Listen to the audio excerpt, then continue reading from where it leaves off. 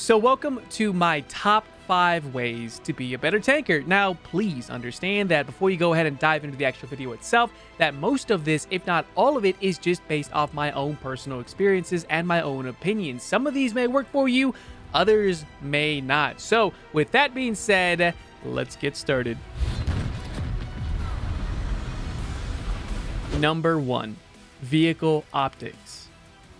The primary optic for any ground vehicle is probably one of the most overlooked adjustable features in the game. Often at times, you can improve your vehicle's efficiency by removing the clutter in your optic, especially when it comes to long-range shooting. Though many would prefer to utilize a more authentic sight for their specific vehicles, which at times can also improve the player's ability, the same can be said for non-historical sights, such as the one shown, the Pharaoh sights, which I will have a link down below in the description if you guys happen to be interested in this type of sight.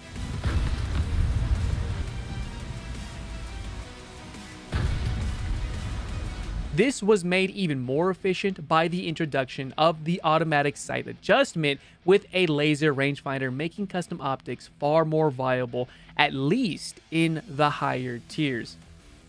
Number 2, third-person shooting.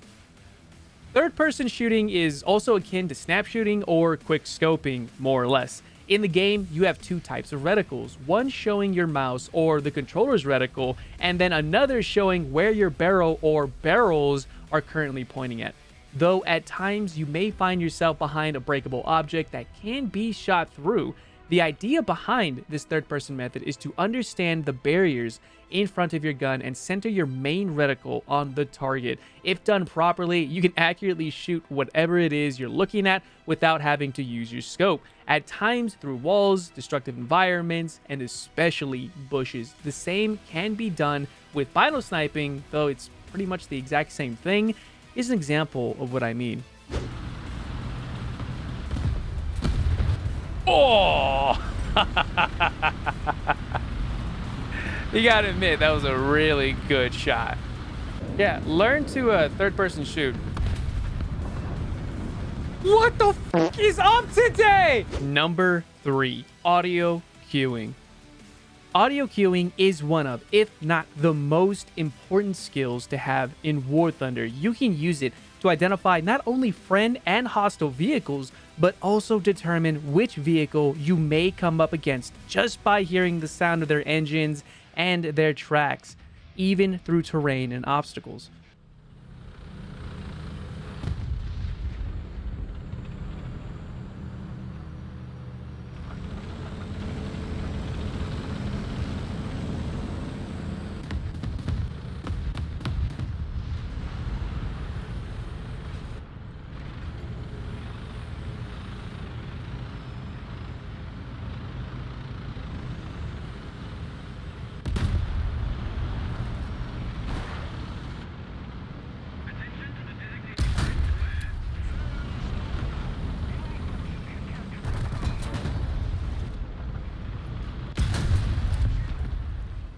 Now, this one has to be taken with a grain of salt because this is mostly determined by your own audio settings, the type of headset you're using, your own custom EQ via the included software of said headsets, etc. So with that being said, all you must do is simply head over to your audio settings and simply set your engine volume all the way down and then the other players all the way up. The rest, the gun sound effects, the gun volumes, explosion effects, etc., is something you're going to have to play with and fine-tune yourself. Now, I do personally use the SteelSeries Arctis Pro Wireless with my own custom EQ that allows me to pretty much hear everything and be able to isolate specific audio patterns and cues, etc., so that I may use it to get advantage over my opponents. This is very legit, I can promise you guys, and it's something I definitely recommend you look more into.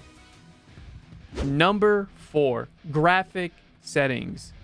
Graphic settings is something that is often overlooked in War Thunder, though it is more certainly a subject of not only hot debate, but also controversy. I say it like that because it's incredibly simple to abuse the mechanic of using custom graphic settings to gain the advantage over your opponents. However, there are some settings that may up your game while maintaining good visuals, and no, it's not Yoku.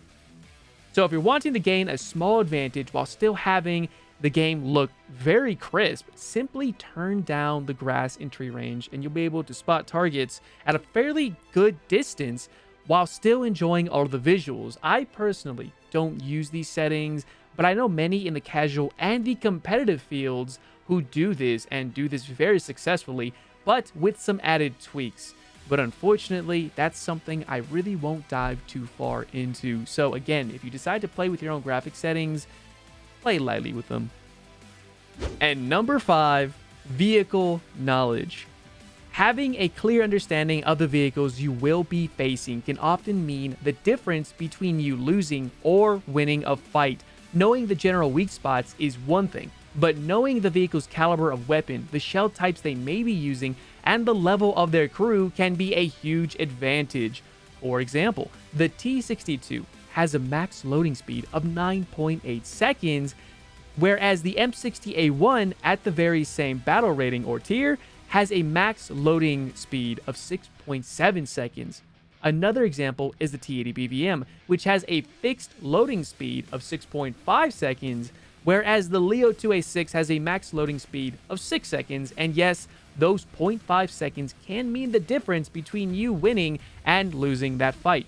There's far more to it, such as chart traverse, gun elevation speed, reverse speed, and much more. So take the time to read into the vehicles you are playing against at your respective tier, and always assume that everyone you're facing has an aced crew. Even if they look new or using a premium, chances are they probably use those same Golden Eagles to throw an extra crew on it, given how expensive it may be. Never underestimate your opponent, even if you know them. So there you have it, my top 5 ways of becoming a better tanker in War Thunder. And yes, most if not all of this information did come from my 6 years and 6,400 plus hours in War Thunder. Holy crap, 6,400 plus hours?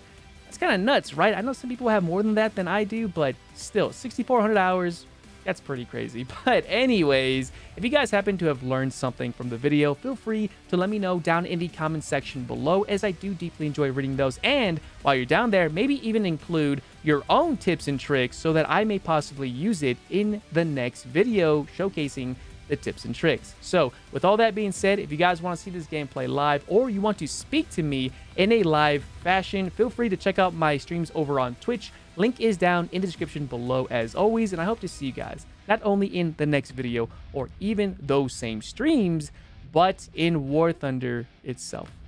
Until next time.